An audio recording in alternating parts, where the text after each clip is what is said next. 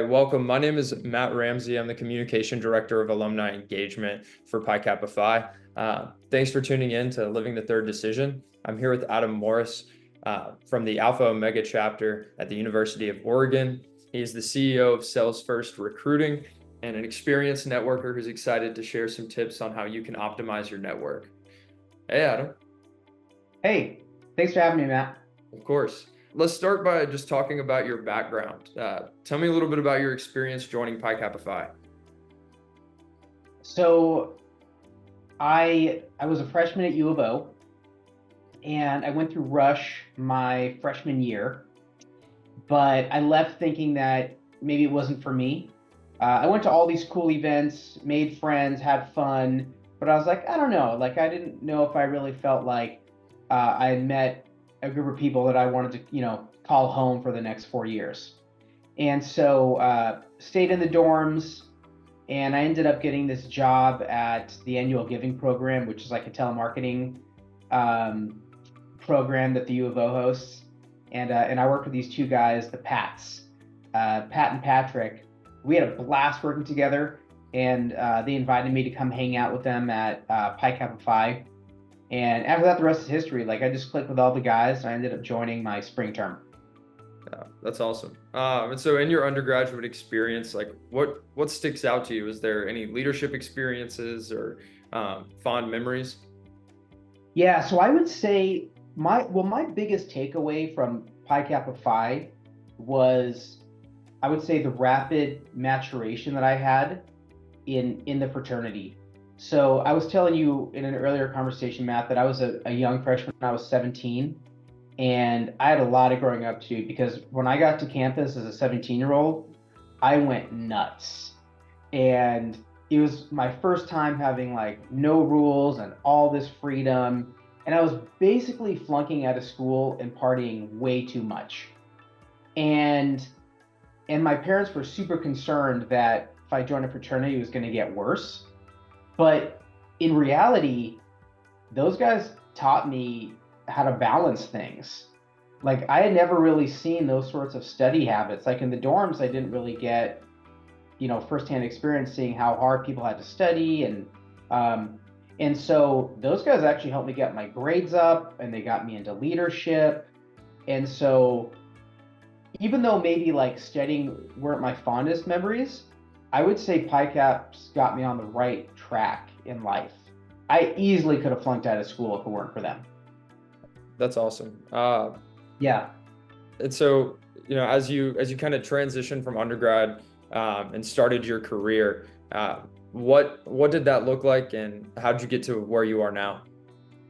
So I was a public relations major, which is part of the journalism school at U of O. And I was always really good with language skills, reading, writing, speaking. But I wanted to be in sales. I just felt like I'd be good at it, and I felt like there was a quicker path to money. Mm-hmm. So I had a few different sales jobs out of school. Some of them were like, a year here, 2 years there. But I eventually landed at T-Mobile doing business sales for them, where I spent like 7 or 8 years. And what was really interesting about that experience is I just had all these different mentors there that I accumulated. Directors and VPs, and I was on the number one team in the nation, where every single person there was contending for top rep in the nation. And so they really taught me to like raise my game and just compete super hard. And that was a huge experience for me in like really getting my career off the ground, is just being surrounded by winners at all times. Yeah. Did that answer your question? Yeah, for sure. And so how did you go from like T-Mobile to now running Sales First Recruiting?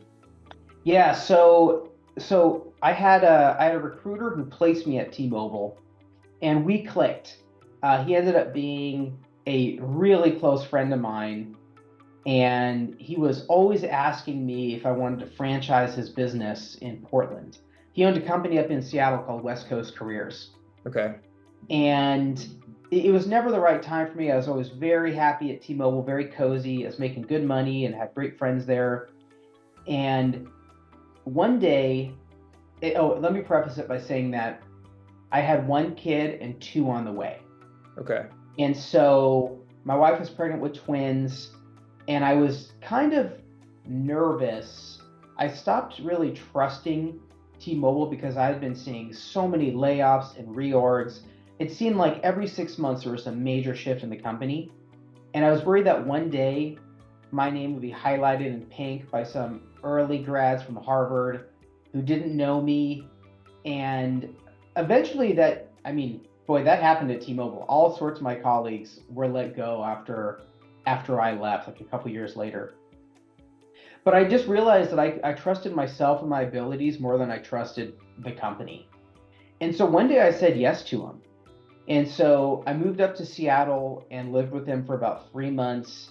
And he taught me how to run an agency. And I already knew how to recruit salespeople because I've been doing that my whole career. And so I franchised this company in Portland. It was West Coast Careers, Oregon. And after a few years, we had outgrown West Coast Careers and the relationship and the value they provided for us. So basically, I wrote him a check, and we rebranded and opened up new markets, and we've been sales first recruiting ever since.